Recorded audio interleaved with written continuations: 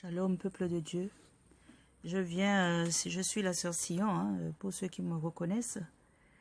Je viens de la part du Seigneur et je viens aussi de ma part vous témoigner que je me suis convertie au judaïsme. Voilà, c'est une révélation que j'ai eue à 9 h du matin, pendant la fête de Shavuot. Je le remerciais de ce qu'il m'avait dirigé sur ce nouveau chemin et de me montrer toutes ces choses. Alors donc, d'avoir permis que je puisse me convertir au judaïsme. Et il m'a donné le passage de Zacharie chapitre 8, verset 16 qui dit « Il faut dire la vérité aux autres, dans la droiture et dans la justice. » Donc je suis là pour vous dire cette vérité. Oui, je pratiquais la sanctification, mais je pensais que j'étais arrivée quand même un peu. Mais alors j'étais encore très très loin. Parce que il m'a parlé de la Torah. Il m'a dit qu'il faut pratiquer mes lois, mes fêtes, le Shabbat. Donc j'ai commencé à apprendre la Torah. Je suis dedans, je crois qu'il y a 6 mois maintenant, que je pratique la Torah, que je pratique les fêtes de l'Éternel, que je n'ai pas encore fait toutes les fêtes, je suis seulement au début, parce que c'est juste après la Pâque que, je crois qu'il y a moins de 6 mois, que je me suis convertie. Donc tout ça pour vous dire que le Seigneur Jésus-Christ est l'accomplissement de la Torah. Il a dit, je suis venu l'abolir, je suis venu l'accomplir, je ne suis pas venu l'abolir. Donc nous allons lire un passage dans Romains 3. Oui, Romains 3. 31, verset 31. Qui nous dit anéantissons-nous donc la loi par la foi? Loin de là, au contraire, nous confirmons la loi. Donc la foi que nous avons en Jésus, nous devons confirmer la loi avec cela. La loi et la foi doivent marcher ensemble. Dieu ne change pas. Il est le même hier, aujourd'hui, éternellement. Sa parole n'a jamais changé. Il est parole. Il est sa parole. Donc, nous, qui sommes-nous de mettre de côté ces commandements parce que ça nous arrange? Mais le Seigneur a dit, nous sommes de la nation d'Éphraïm, nous sommes de la descendance d'Éphraïm, comme se montre l'image là. Nous sommes l'olivier sauvage et nous serons greffés à l'olivier franc pour en faire qu'un seul olivier. Donc, nous, la descendance d'Éphraïm, nous serons greffés à Juda pour faire Israël. Et tant qu'Éphraïm n'est pas rentré dans la Torah comme Dieu veut qu'il soit, le Seigneur Jésus ne reviendra pas. C'est pour ça que nous devons prier pour nos frères juifs. C'est pour ça que nous devons aussi intégrer la Torah dans notre vie. Intégrer les lois, les commandements du Seigneur. Je sais que beaucoup vont être outrés. Mais je ne fais pas cette vidéo pour faire des discussions. Je ne fais pas cette vidéo pour écouter des méchancetés. Celui qui veut prendre, il prend. Celui qui ne veut pas prendre, ne prend pas. Je fais cette vidéo pour ceux qui recherchent le Seigneur activement de tout leur cœur et qui sont sincères dans la recherche de leur Seigneur. Parce qu'il a dit, mes brebis entendent ma voix et ils me suivent. Ceux qui suivent le Seigneur dans la Torah. La Torah, c'est la parole de Dieu. Il a dit sa loi, on n'enlèvera pas une seule lettre. Et un iota, c'est le plus petit lettre d'alphabet. Le plus petit lettre dans l'alphabet hébreu. Donc il a dit, vous n'enlèverez pas un iota, vous n'en rajouterez pas. Donc mes frères et sœurs, cette première vidéo, c'est pour vous parler de ma conversion. Et quand le Seigneur m'a appelé en 90, il m'a donné le nom de Sion. Et là, il m'a dit, il faudra dans un jour prochain, je garde le temps pour ça, que je dois aller là-bas, je garde ça secret. Mais je sais, il m'a dit, et je vais finir ma vie à Sion, à Jérusalem, sur la montagne de Sion. Parce que c'est sa volonté.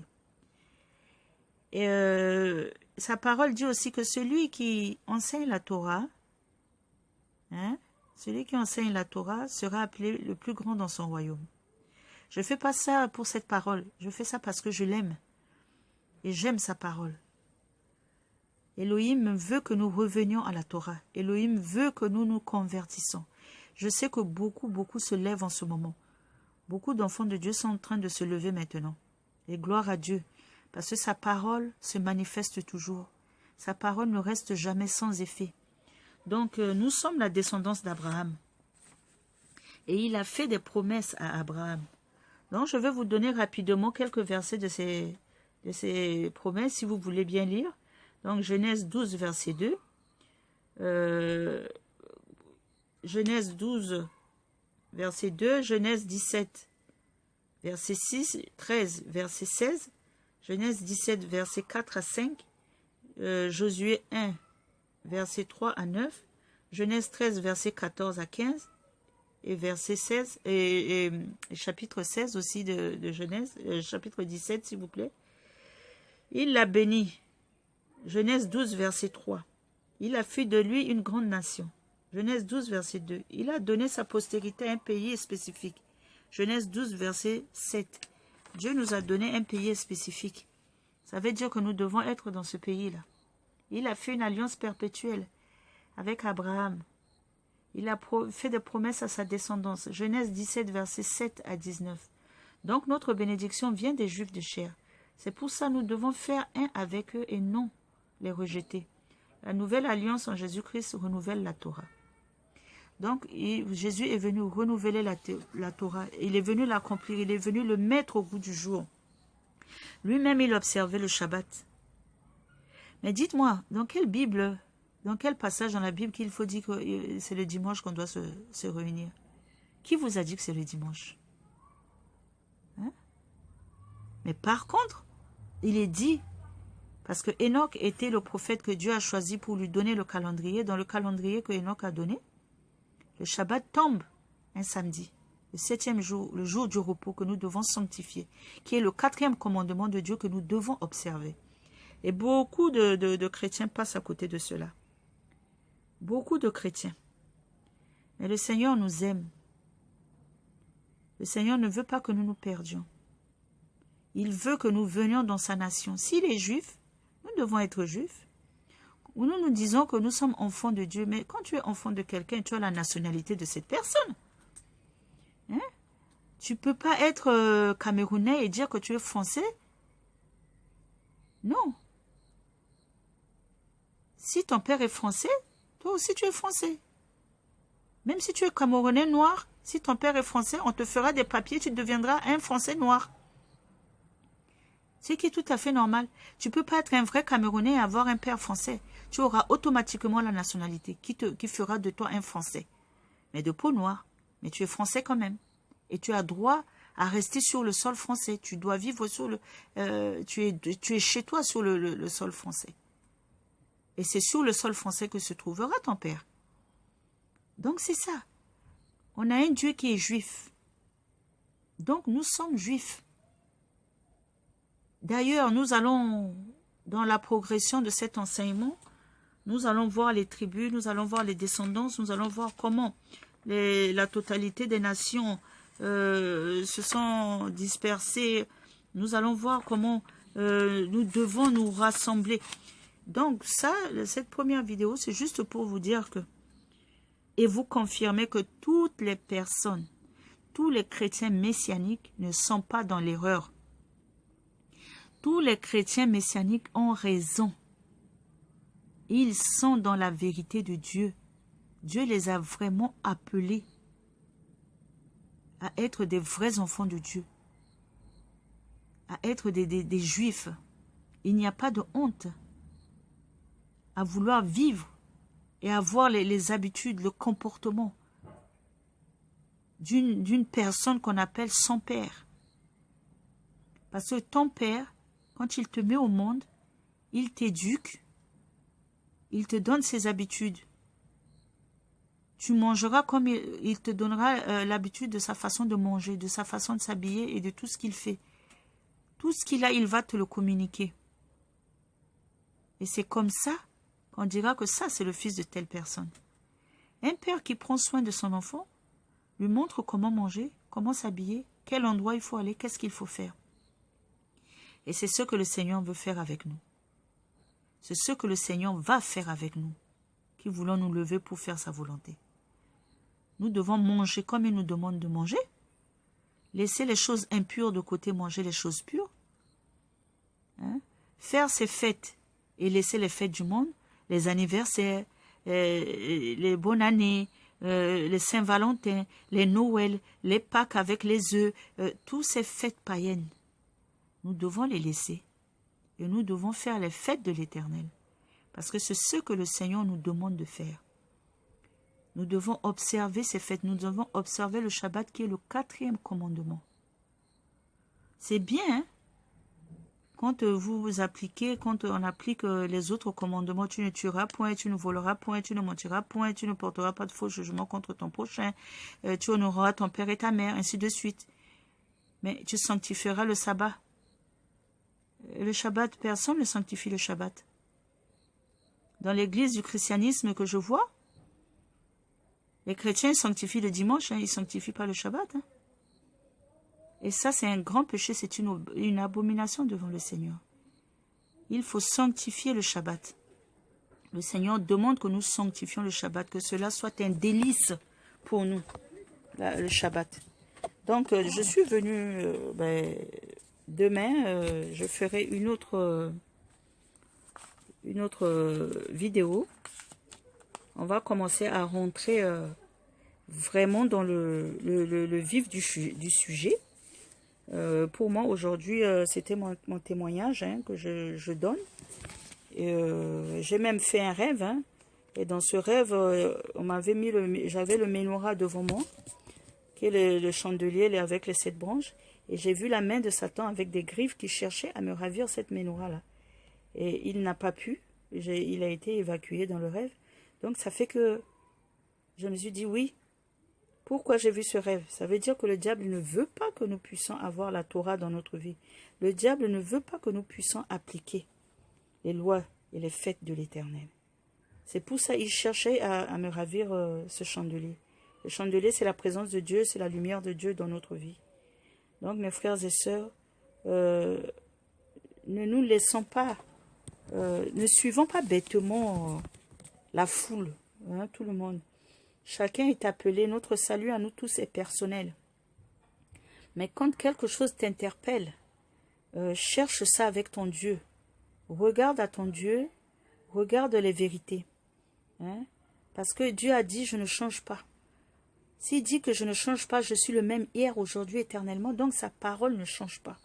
Sa parole d'hier, qui est l'ancienne alliance, est la même qu'aujourd'hui, qui est la nouvelle alliance.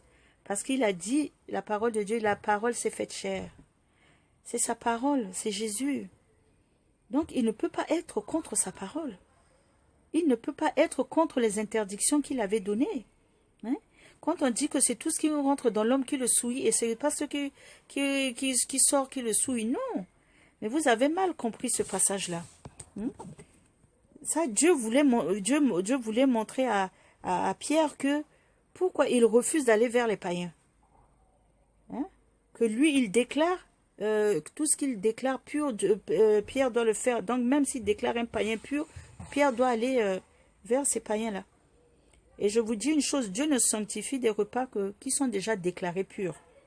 Si un repas n'est pas déclaré pur de la part du Seigneur, que tu demandes une prière de sanctification sur ce repas, ça ne sera pas sanctifié. Parce que déjà à la base, Dieu a déclaré que c'est impur. Donc, il faut faire très attention.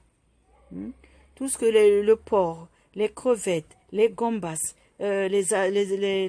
comment on appelle ça, les poissons sans écailles, le singe, le caïman, le crocodile, tout ça interdit. Le lapin, tout ça c'est interdit. Tout ça c'est interdit. Dans les eaux aussi, toutes les anguilles, tous les poissons sans écailles, c'est interdit. Nous devons manger cachère, nous devons manger de la viande pure. Nous devons manger de la viande pure. Nous devons dire ce que le Lévitique nous dit de faire. Dans le livre de Lévitique, nous devons l'appliquer. Nous devons appliquer les lois de Dieu. C'est pas tout de vouloir enlever seulement les habits du monde. Mais il faut aussi faire attention à ce que nous mettons dans ce corps. Notre corps est le temple du Saint-Esprit. Si le Saint-Esprit est en nous, comment nous pouvons manger des mets impurs? Je ne crois pas que ça peut marcher. Hein? On dit que tout est sanctifié par le sang de Jésus. Hein? Oui, tout est sanctifié par le sang de Jésus. Quand Dieu a déclaré cette chose pure, oui, quand Dieu déclare que c'est pur, cela est automatiquement sanctifié. Pourquoi beaucoup de chrétiens meurent du poison maintenant? Mais parce que tout simplement, ils ont l'habitude de manger des mets impurs. Et donc, quand ils ont un poison dans la nourriture, ben, ils sont empoisonnés. Alors que la parole de Dieu dit, si on te met du poison, cela ne t'arrivera, rien ne t'arrivera. Même si un serpent te mord, tu ne mourras pas. Donc, je ne sais pas. Je laisse à chacun libre choix de cette vidéo. Moi, je viens dire de la part du Seigneur ce que le Seigneur me demande de dire. Donc, c'est un sujet qui est très long. Parce que c'est bien de dire il faut pratiquer la Torah. Il faut d'abord savoir c'est quoi la Torah. Après, une fois savoir le calendrier. D'abord, on va commencer par le calendrier que Dieu a donné pour les nations. Et que Dieu vous bénisse